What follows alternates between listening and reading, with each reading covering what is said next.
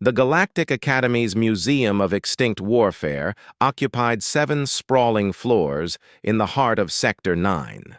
Students from 100 worlds walked its halls each cycle, marveling at the barbaric ingenuity of civilizations past.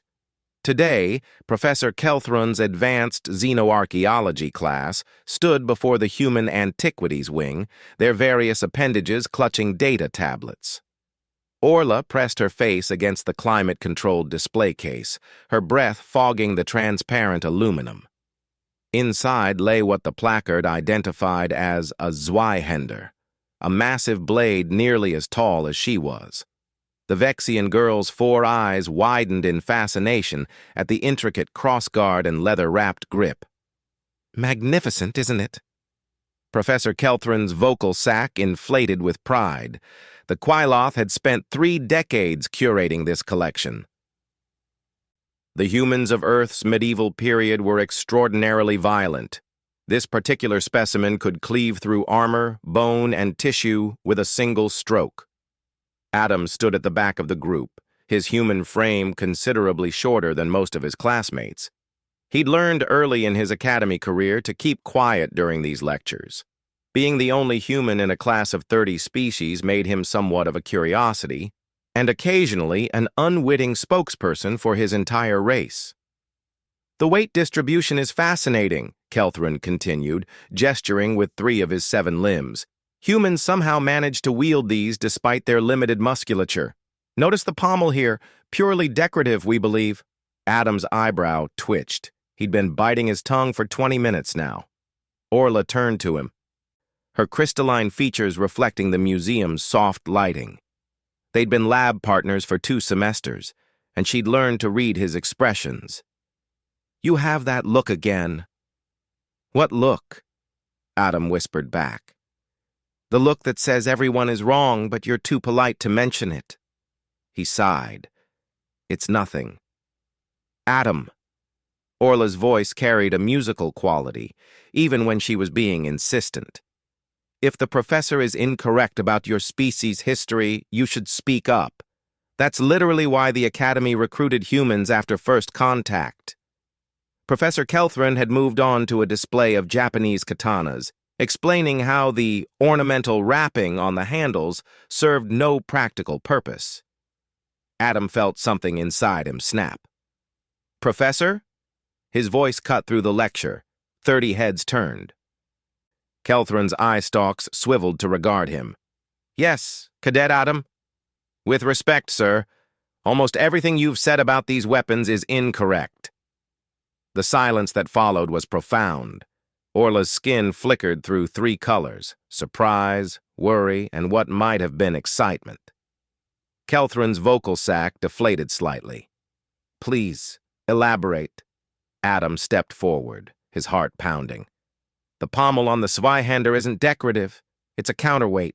The entire sword is designed around human biomechanics. The grip angle, the weight distribution, even the length of the handle, it's all engineered for how human hands, wrists, and shoulders work together." He moved to the katana display. "And this wrapping? It's called Tsuka Ito. It provides grip, absorbs sweat, and creates specific pressure points for proper hand placement. Without it, the sword would slip during use and probably injure the wielder." Professor Kelthron approached slowly, his massive form casting a shadow over Adam. "These are functional considerations?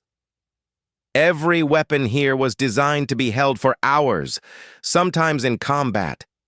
If something was uncomfortable, warriors didn't use it. They'd be dead." Adam walked along the display cases, his confidence growing.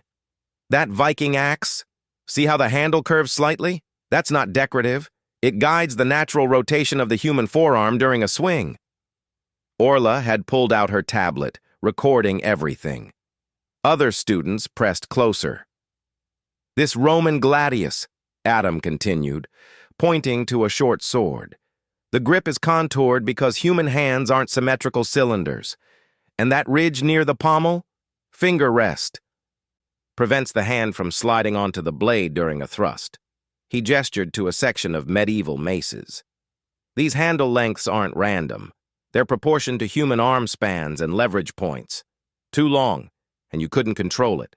Too short, and you'd break your wrist on impact. Professor Kelthrin's skin had shifted to a deep purple, scholarly fascination in his species. Cadet Adam, you're suggesting that humans possessed sophisticated knowledge of, what would you call it? Ergonomics, sir. The science of designing things to fit the user. Adam ran his hand along the display case. Every culture that survived long enough to leave artifacts behind understood this instinctively. If a weapon was uncomfortable to hold, it was a bad weapon. Warriors would modify it or abandon it entirely. Extraordinary, Kelthrin murmured. He turned to address the class. Students, this is why multi-species education is invaluable. I've studied these artifacts for decades and never considered the tactile experience of wielding them.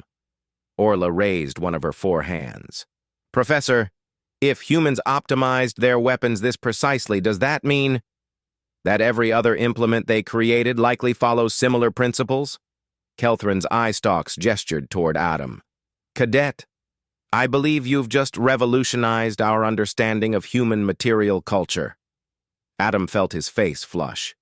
I noticed things felt wrong when I looked at them, like seeing someone hold a pen incorrectly.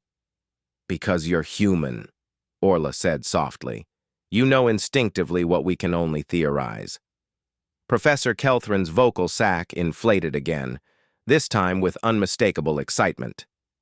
Cadet Adam, how would you like to assist me in recataloguing this entire collection?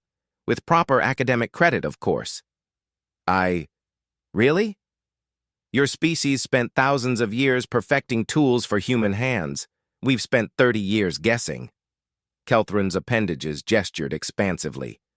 I suspect every artifact in this museum has secrets only human touch memory can reveal. As the class moved on, Orla lingered beside Adam. So, when you pick up a human weapon, you can just tell if something's wrong. Sort of. It's like... Adam searched for the right words. Imagine if everyone in the galaxy studied Vexian crystal singing without ever hearing a note. They could analyze frequencies and wave patterns, but they'd never really understand the music. Orla's 4 eyes blinked in sequence, her species equivalent of a smile. That's beautiful. And slightly terrifying. Why terrifying? Because it means humans instinctively understand violence in ways we'll never fully comprehend.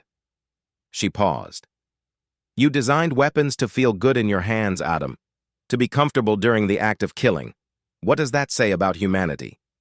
Adam looked back at the Zweihander, its blade catching the light. That we learned early on. If you're going to do something, even something terrible, do it right. Understand it completely. Master it. And now you're here among the stars with that same philosophy. Yeah, Adam smiled slightly. Though these days we're mostly using it for engineering and science. Mostly? We're still human, Orla. We still know exactly how to hold a weapon, should the need arise. Outside the museum windows, ships from 100 worlds drifted past in peaceful commerce. But in that moment, standing among the relics of ancient bloodshed, Orla understood why the galaxy had welcomed humanity, and why some species still feared them. Humans didn't just survive violence, they perfected it, one comfortable grip at a time.